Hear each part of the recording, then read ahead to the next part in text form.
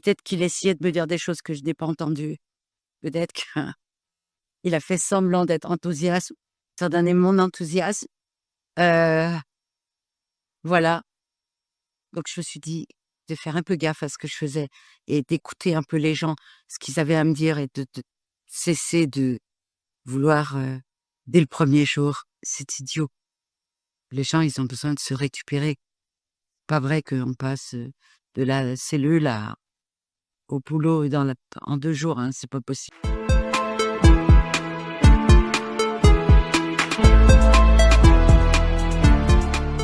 Un premier impact, c'est que quand j'ai commencé à faire ce métier, bah, aujourd'hui on dit CPIP, heu, que je recevais, les gens, les sortants de prison, les gens en sursis mis à l'épreuve, les gens en conditionnel et cetera.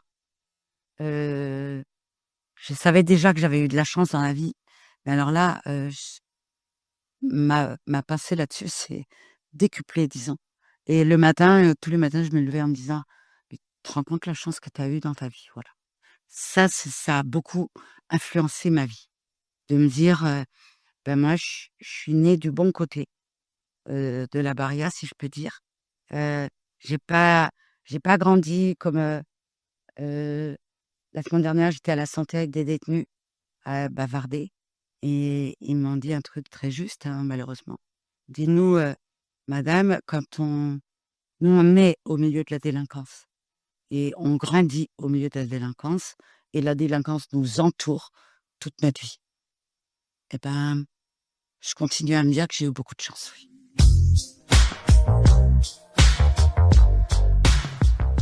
Et je pourrais vous dire très vulgairement, un truc, ça me ça me dégoûte.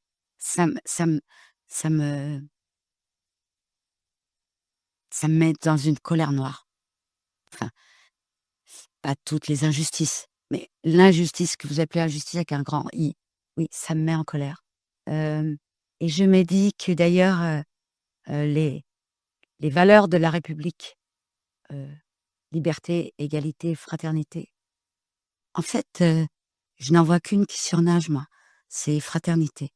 Parce que liberté, plus j'avance, bah, dans mon métier de toute façon, j'en vois pas beaucoup et puis, je trouve quand même, elles se restreignent, de notre faute aussi à nous les citoyens d'ailleurs. Et puis, l'égalité, alors là, je n'y crois pas du tout. Et je dirais que mon énervement, mon agacement, il commence, heu, quand les enfants sont tout petits et je l'ai éprouvé plusieurs fois au cours de ma vie professionnelle. C'est, dès le stage de 5e, mais en fait, ça commence bien avant. Heu, on demande aux enfants de trouver, leur stage eux-mêmes. Hem, bah, moi, j'ai pris des tripotées de gosses en stage, dans les journaux où j'ai travaillé, heu, parce que, il y a une énorme différence de demander à ma fille, par exemple, de trouver un stage en 5e et de le demander à quelqu'un qui n'a aucun réseau, aucune «relation» entre guillemets et qui va peut-être terminer, son stage, un st à trouver un stage, peut-être beaucoup moins intéressant.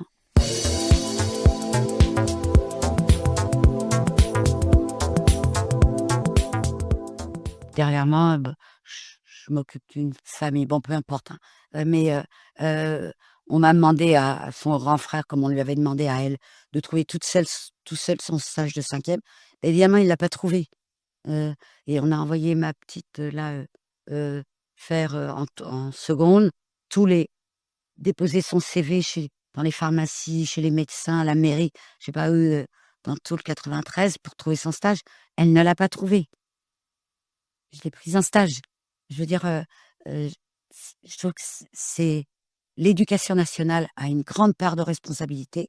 Je ne vois pas vous comprenez bien que envoyer des gamins d'un lycée de Paris 16e ou Paris, 6e ou Paris 11e chercher un stage, c'est pas du tout la même chose que quand vous êtes à Stein.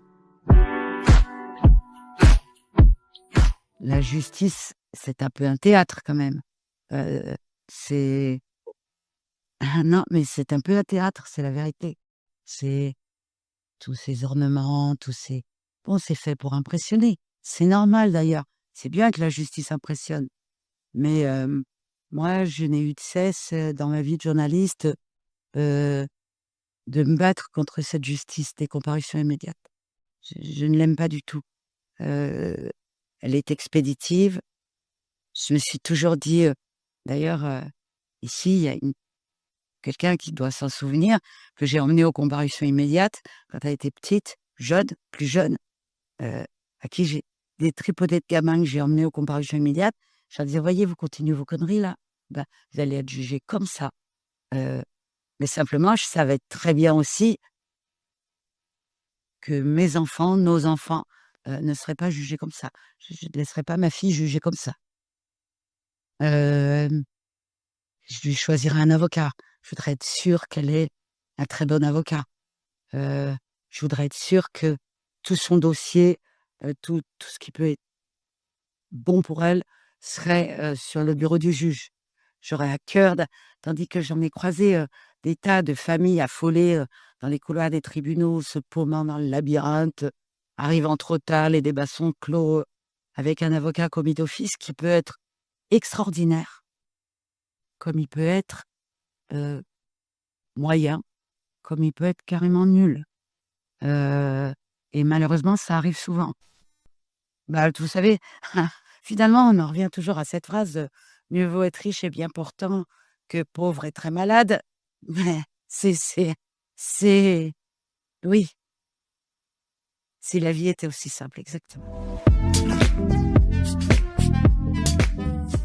Certains articles que j'ai écrits, qui ont fait changer des choses, ou le sort de quelqu'un. Ça oui, d'être, touché par une histoire, d'être ému par une histoire, d'être,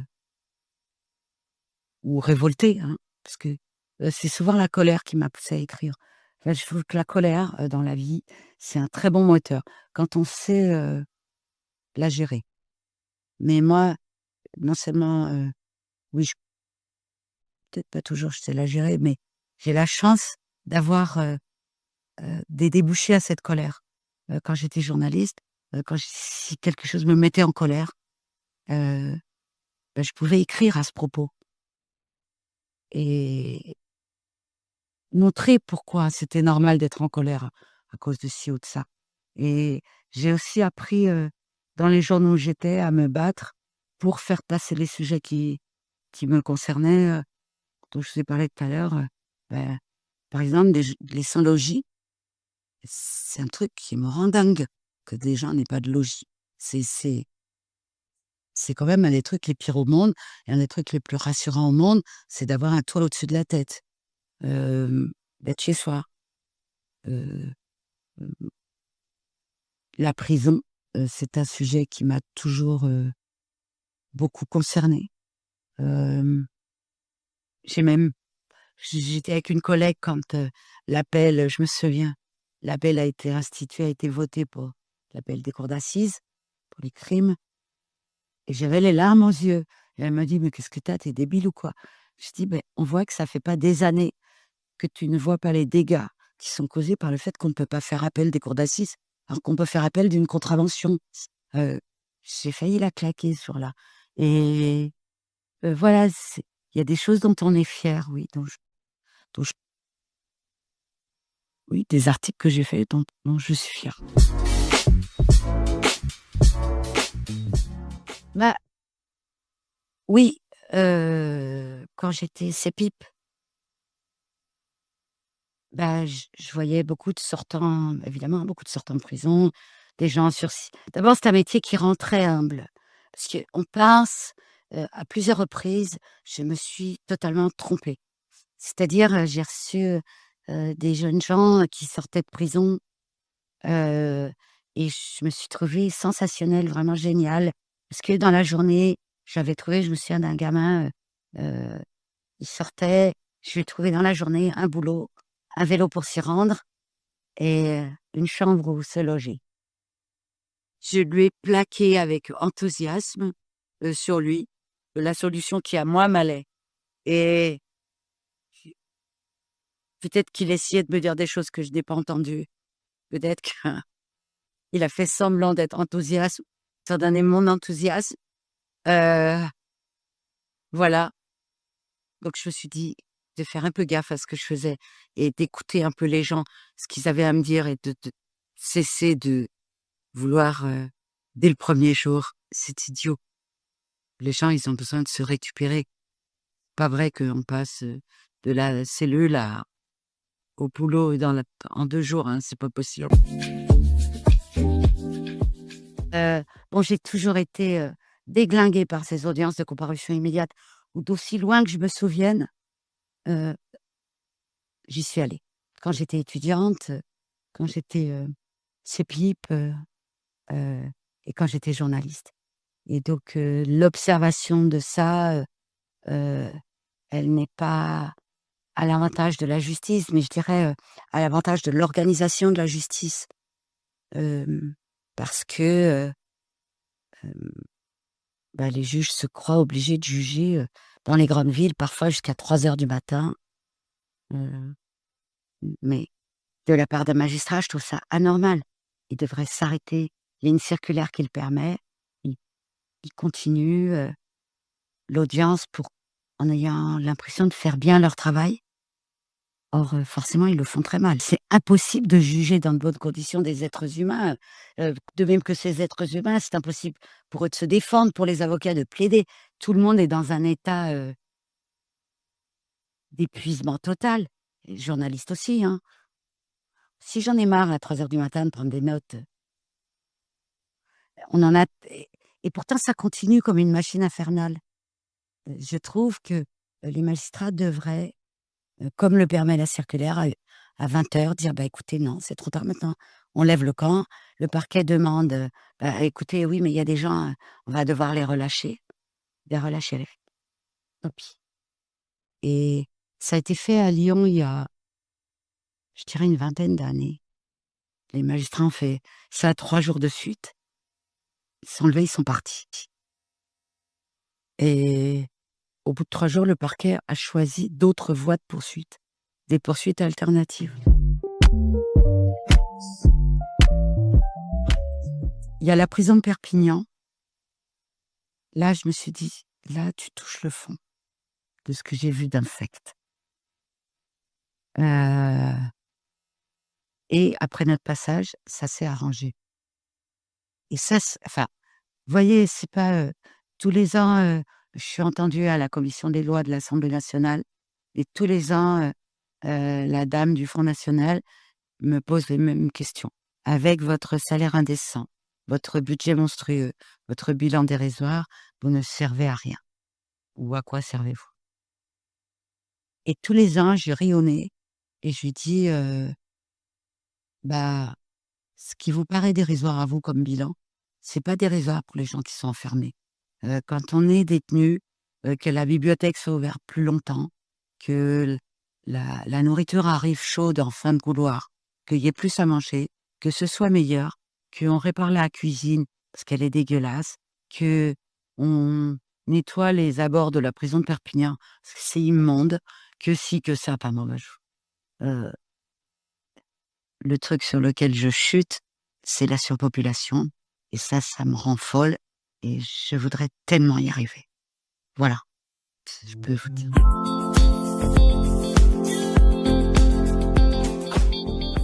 Bah, c'est un rôle extrêmement important déjà, bah, en termes d'information. Moi, je peux vous le dire, je regrette, je trouve que la presse a une énorme responsabilité, heu, par exemple dans les lieux de privation de liberté que je fréquente, mais je sais la difficulté que c'est. De faire passer ces sujets, même dans des journaux, de gauche comme Libé et Le Canard. Moi, toute ma vie de journaliste, j'ai entendu: «Tu nous fais chier, tu nous emmerdes avec tes taulards, tu nous emmerdes avec tes sans-papiers, tu nous emmerdes avec tes tôles, tu nous emmerdes, heu, avec tes centres de rétention». Encore! Et je savais très bien, j'avais fini, par comprendre que les vacances scolaires étaient mon moment. Parce qu'il y avait plein de journalistes en vacances, donc il y a des trous dans les pages et ces trous dans les pages, je les et là, Je voyais les chefs de service, les rédacteurs en chef venir me voir et dire: «Tu pas un sans-papier qui traîne là, Ah ah!» Là, je triomphais et bon, donc il y a cette responsabilité. Hem, mais je trouve que depuis un moment, depuis on parle beaucoup plus des prisons qu'avant. Je ne sais pas si vous l'avez remarqué dans les journaux. Je trouve qu'on en parle plus et un peu mieux.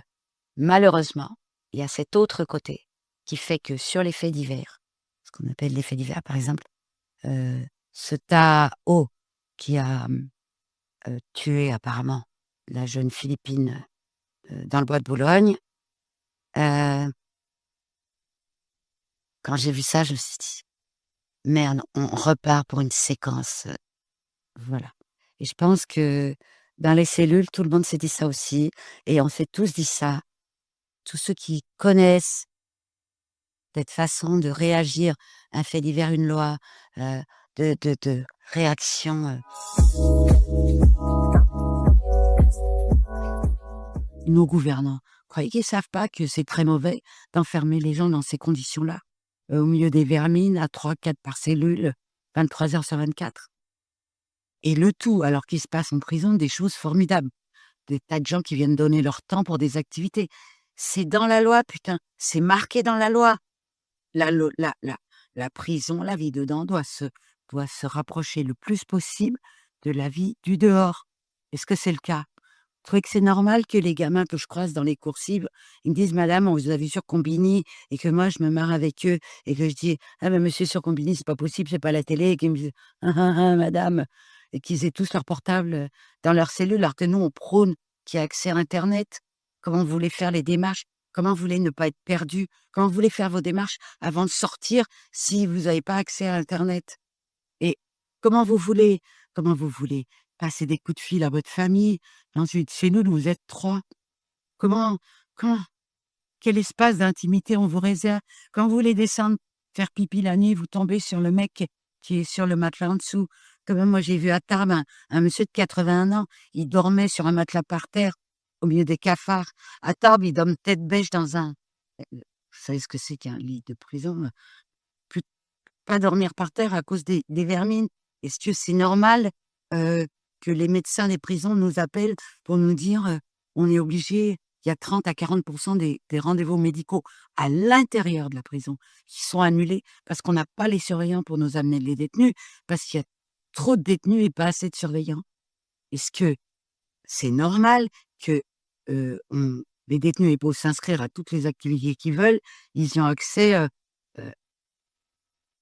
miraculeusement, je dirais, dans 6 mois. Est-ce que c'est normal que les gosses enfermés en prison aient des profs qui ont les vacances scolaires et qu'ils aient 5 à fois moins d'enseignement que les gamins de dehors?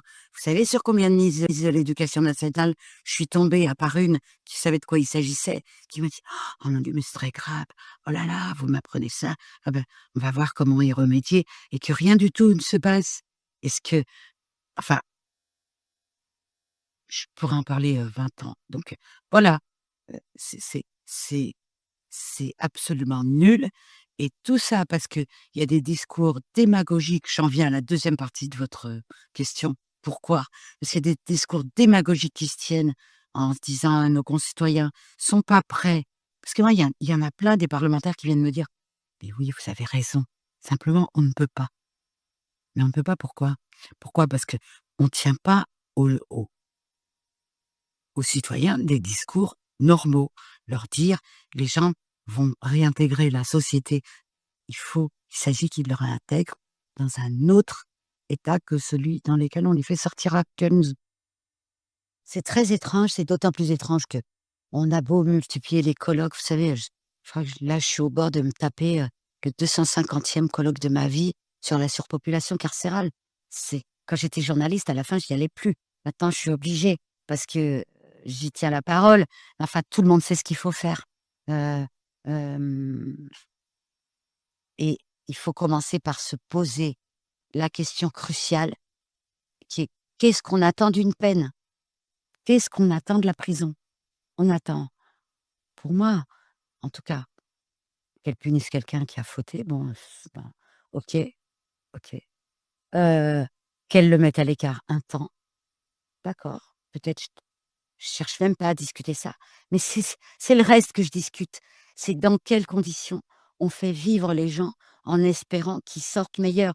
Parce que qu'est-ce qui est bon pour la société? C'est que les détenus sortent meilleurs qu'ils sont entrés, qu'ils aient appris quelque chose, que la prison ne soit pas un temps mort et violent tel qu'il est au constat, sévère. On fait des rapports.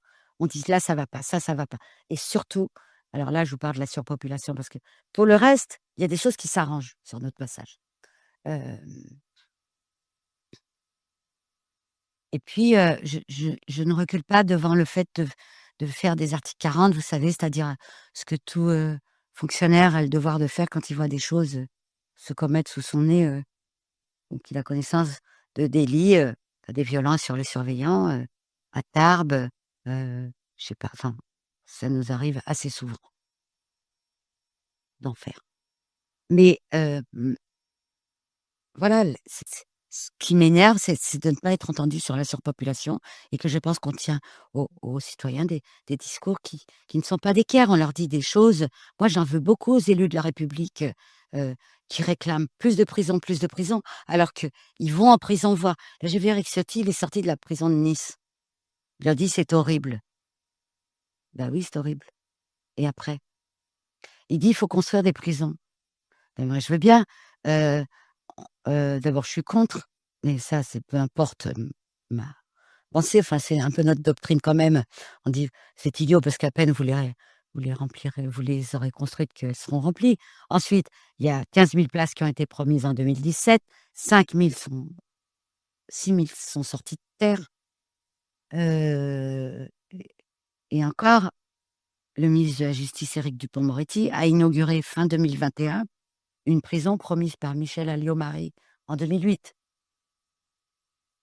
Donc, on promet 15 000 places, mais en fait, c'est les 15 000 places promises par le gouvernement d'avant et encore celui d'avant et encore celui d'avant. Bon, ben, moi, je trouve qu'on devrait s'aligner sur l'Allemagne, qui est quand même un pays qui nous ressemble. Heu, Vous visitez les tôles allemandes, c'est un par cellule, c'est nickel. Heu, 70 des détenus travaillent en Allemagne. Les 30 qui restent, sont, heu, c'est parce qu'ils ne peuvent pas ou ne veulent pas travailler. En France, c'est 28 des détenus au travail.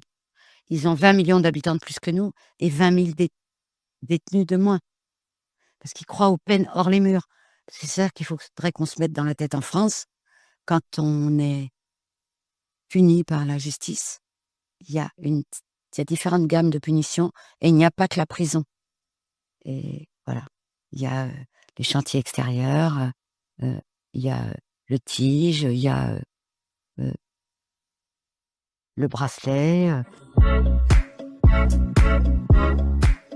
un manque et vous voyez, je l'ai dit au président de la République, donc je peux vous le répéter, je l'ai vu, sur le cercueil de Robert Badinter, jurer fidélité aux idées de Badinter en disant, bah, «Nous jurons, je vous jure fidélité à votre mémoire et à vos idées» et juste avant, il avait cité cette phrase de Badinter, dire: «Un homme, fût-il coupable, a le droit et le devoir de sortir meilleur de prison». Bah, je lui dis: vous trouvez que vous êtes dans la ligne de la fidélité aux idées de Robert Badinter qui poussait des cris en 86 parce qu'il y avait 36 000 détenus pour 30 000 places. On a passé les 80 000 là, pour 61 000 places. Vous croyez que la délinquance, elle a pas triplé, hein? Les peines se sont allongées. Tout est tout est trop bête.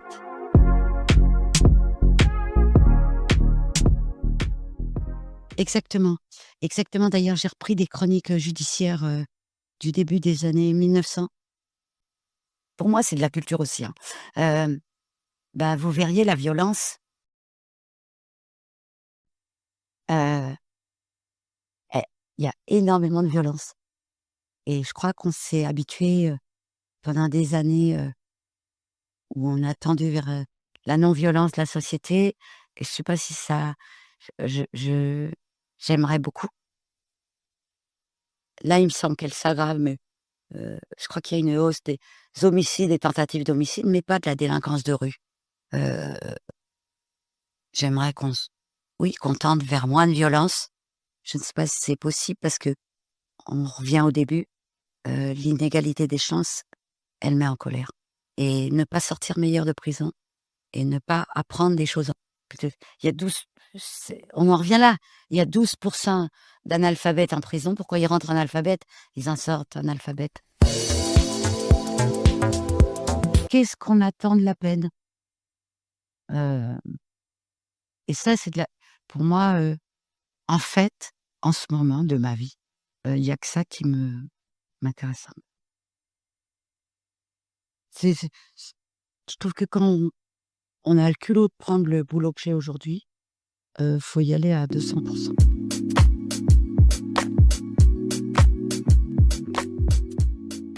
Il me gonfle à peu près autant que le sens de la peine et pourtant je sais bien que dans «Qu'attendons-nous de la peine?» il y a un côté sens de la peine. C'est pour ça que je dis, c'est plutôt la réintégration dans la société parce que insertion, ça dépend ce qu'on entend par insertion.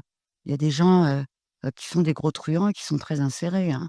Donc heu et sous prétexte voilà, je c'est plutôt réintégrer la société quand on sort de prison. On la réintègre de la façon qu'on peut, qu'on veut et qu'on a bien voulu vous accorder, vous aider. Mais j'aime pas tellement, la réinsertion, j'aime pas trop. Ça veut dire qu'avant on n'était pas insérés. C'est idiot, on est insérés dans une société.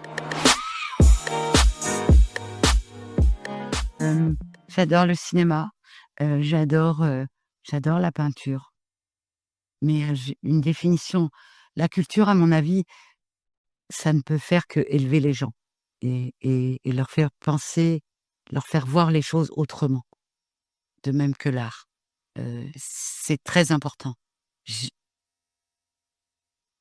j'ai eu la chance, peut-être, de trouver d'autres formes de culture, oui.